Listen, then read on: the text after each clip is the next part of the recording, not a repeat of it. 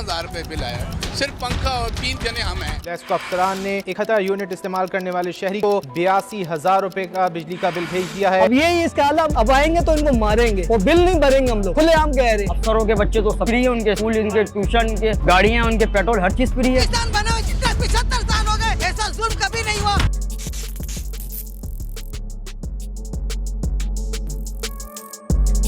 पिछले करीब 2 सालों से पाकिस्तान के हालात बद से बदतर होते चले जा रहे हैं। 2020 में जो इन्फ्लेशन रेट 10% के करीब था वो अब 28% तक जा पहुंचा है। IMF से पहली सेटलमेंट आने के बाद से मुल्क में आटा, चीनी, पेट्रोल, यहाँ तक कि जरूरत की हर चीज के रेट्स 3 गुना बढ़ चुके हैं। लोग सड़कों पर निकल आए हैं, भारी प्रोटेस्ट देखने को मिल रहे हैं। कई केसेस तो ऐसे हैं जहाँ लोगों ने बढ़ती हुई महंगाई से तंग आकर बीवी बच्चों समेत खुद को अपने ही हाथों से कत्ल कर दिया। गवर्नमेंट की तरफ से किसी किस्म का कोई रिलीफ नहीं दिया गया, ऊपर से इलेक्ट्रिसिटी बिल्स में पर यूनिट कॉस्ट भी बढ़ा दी गई है। 100 यूनिट का 1836 रुपए और टैक्सेस के बाद बिल 2000 से भी ज्यादा का होगा। 200 यूनिट के इस्तेमाल पर 4700 रुपए बिल आएगा। अगर आपने 300 यूनिट इस्तेमाल कर लिए तो बिल 8000 रुपए आएगा। 400 यूनिट का बिल 12,300 रुपए का होगा। 500 यूनिट इस्तेमाल करने वाले 16,000 रुपए बिल देंगे। 700 यूनिट के इस्तेमाल पर 28,000 रुपए का बिल देना होगा। इन सब यूनिट्स की अगर एवरेज कैलकुलेट की जाए तो 28.4 रुपीज पर यूनिट कॉस्ट बनती है इलेक्ट्रिसिटी की।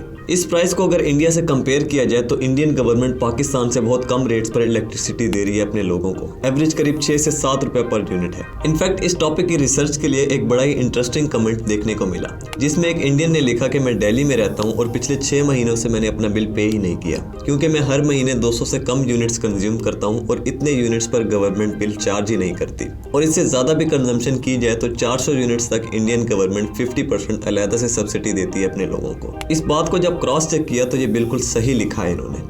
इमेजिन करें कि यहाँ किसी स्कैंडिनेवियन कंट्री की बात नहीं हो रही, बात हो रही है इंडिया की, जो पाकिस्तान के साथ आज़ाद हुआ, लेकिन जहाँ आज कंज्यूमर्स को 200 यूनिट्स तक फ्री इलेक्ट्रिसिटी दी जा रही है, जबकि पाकिस्तान को सेम यूनिट्स के बदले 7 से 8,000 रुपए का बिल पे करना पड़ता है। खैर, अपने टॉपिक पर वापस आए तो इस प्राइस हाइक के साथ साथ लोगों से बिल्स पर भारी टैक्सेस भी लिए जा रहे हैं। Service rent, fuel price adjustment, FC surcharge, TV फी, इलेक्ट्रिसिटी ड्यूटी, GST और FPA, excise duty on FPA और टोटल FPA। और जब कोई नाम समझ में नहीं आया तो फर्दर टैक्स के नाम पर और टैक्सेस ऐड कर दिए जाते हैं। ये सब टैक्सेस हर महीने लोग पे कर रहे हैं, जो कि अप्रोक्सीमेटली 30 to 40% बनता है टोटल बिल का। यानी अगर 15,000 के करीब आपका एक्चुअल बिल है तो ये सब टैक्सेस ऐड करके आपको टोटल करीब 21,000 तक का बिल पे करना होगा गवर्नमेंट को। और ये कोई फिक्स्ड एस्टिमेट नहीं है, बल्कि इससे भी कई गुना ज्यादा बिल पे कर रहे हैं लोग। दूसरी तरफ गवर्नमेंट एम्प्लॉयज की बात करें, जो पब्लिक सर्वेंट्स हैं, उनके लिए इलेक्ट्रिसिटी फ्री है, जबकि उनकी सैलरीज भी लाखों में है। लेकिन एक आम पाकिस्तानी जिसकी 40,000 तनख्वाह है, उसका बिल ही 30,000 आ रहा है, तो वो खुद क्या खाएगा और अपने घर वालों को क्या खिलाएगा। ये स्क्रीन पर बिल देखें जरा, ये water and power development authority of Pakistan के एक ऑफिसर का बिल है, जो पाकिस्तानी जर्नलिस्ट हामिद बीर ने ट्वीट किया था।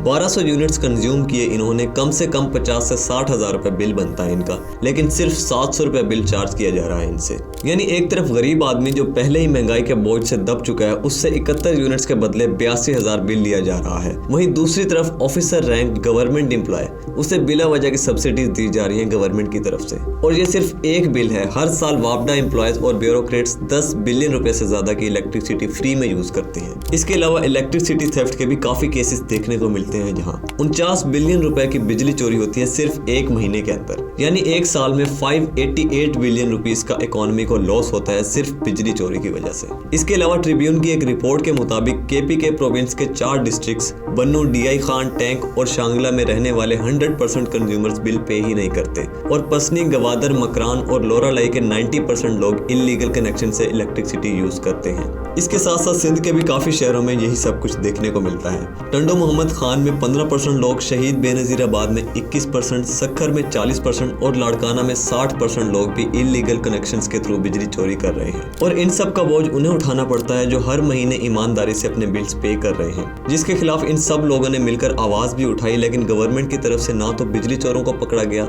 ना ही ऑफिसर्स की सब्सिडीज खत्म की गई, और ना ही इन्हें किसी किस्म का रिलीफ दिया गया। जिसके बाद अभी हाल ही में 2 सितंबर को मुल्क भर में वायलेंस देखने को मिला। लोकल ट्रेडर्स ने मार्केट्स बंद कर दी, लोग सड़कों पर बिल चलाने लगे, मस्जिदों में ऐलान किए गए कि कोई भी अब से बिल पे नहीं करेगा, कोई भी बिजली का बिल अदा नहीं करेगा। कई ऐसे केसेस देखने को मिले जहां बिल ना पे करने पर गवर्नमेंट की तरफ से आने वाले लाइनमैन को मारा पीटा गया।